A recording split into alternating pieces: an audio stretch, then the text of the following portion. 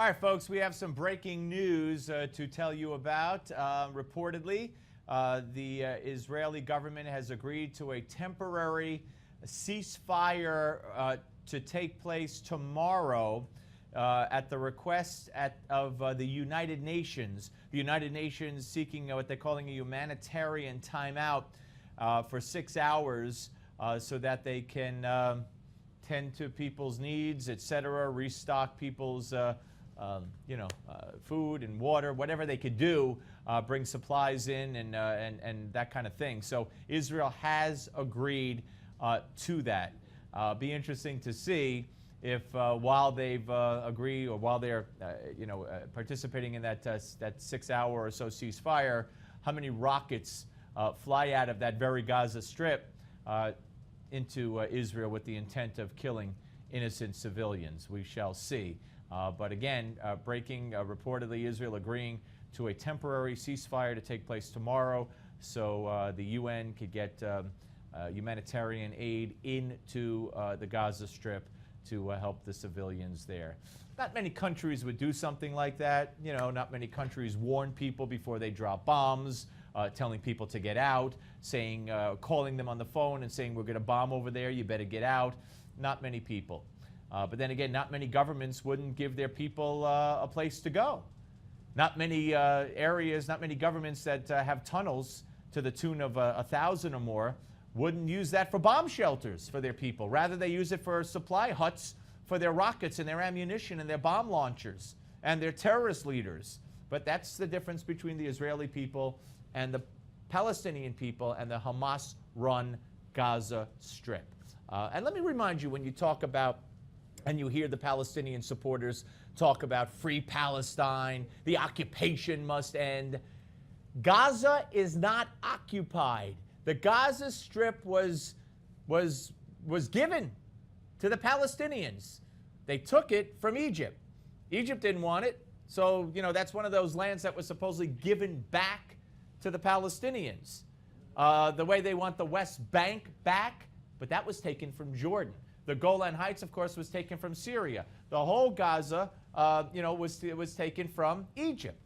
So, learn your history, all you people out there who tweet out hashtag Palestinian freedom and Palestinian sovereignty and pro-Palestinian and Palestine. Understand what you're talking about. You don't know history.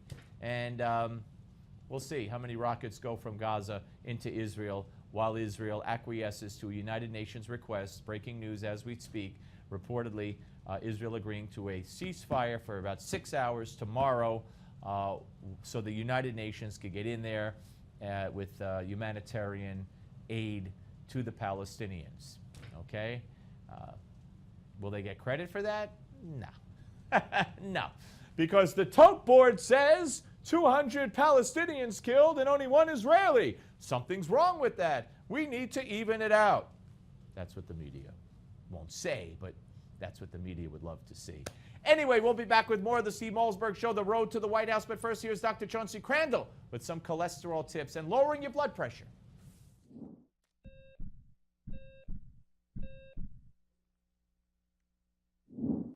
Hello, I'm back this week with this very important question. Is your doctor taking your blood pressure correctly? You may assume so, but a new study shows you may be wrong. According to this new research, doctors often cut corners when taking blood pressure and record readings that may be much too high. This is important information. First, if your blood pressure reading is wrong, you could be misdiagnosed with high blood pressure and put on powerful drugs for the rest of your life. You could also be denied health insurance and your job may even be put in jeopardy. This is important information, so pay close attention.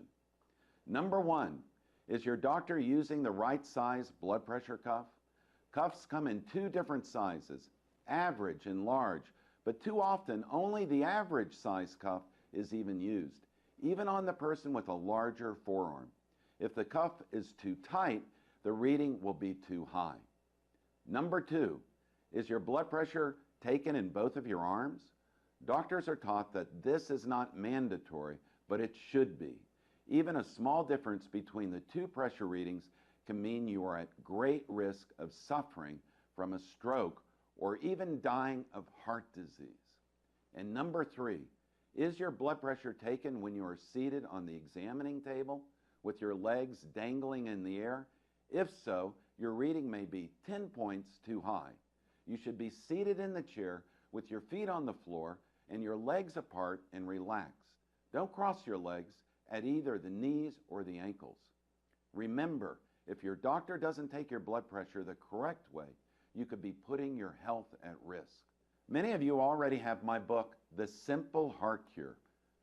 So if you do, you can read all about high blood pressure in Chapter 8. That's my health tip for this week. I'll see you next week with another important Heart Health Minute. Get your copy of Dr. Crandall's best-selling book, The Simple Heart Cure, for just $4.95 with this special offer. Go to www.simpleheartbook.com to get your copy today. That's simpleheartbook.com.